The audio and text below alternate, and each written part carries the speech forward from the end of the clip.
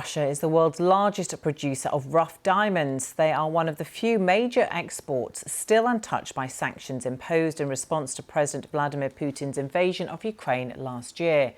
Critics say revenue from the industry helps finance the war. But now the European Union and the G7 are about to impose a ban on them. Our correspondent Sofia Betitsa reports. These glitzy videos are produced by a mining company in Siberia. A third of the world's diamonds come from here.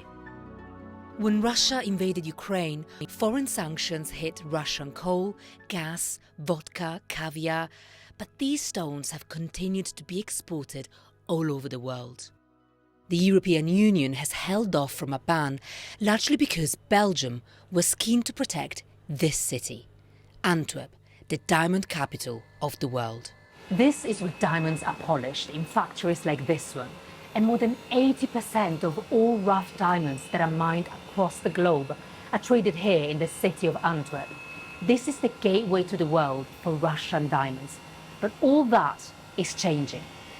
That's because the EU and the G7 are about to unveil sanctions banning the import of diamonds mined in Russia, which affects people like Thierry. Before the war, half of all his stones came from Russia. Some of the companies were very much reliant on their business with Russia. It was a very big business and it had to stop.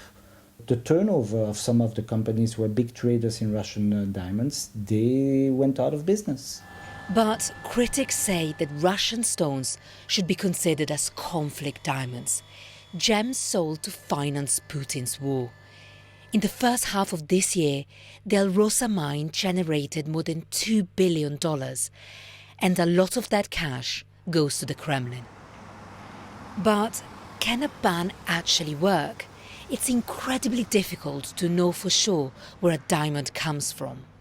It's very difficult to trace diamonds. So other commodities like chocolate or tea, you can really have a certificate of origin, it's very clear. For diamonds, it's very difficult because diamonds, they travel and they often get mixed and it's not registered what's in the mix. So you end up with a certificate of mixed origin and you cannot tell where they come from. And that could make this ban tricky to enforce.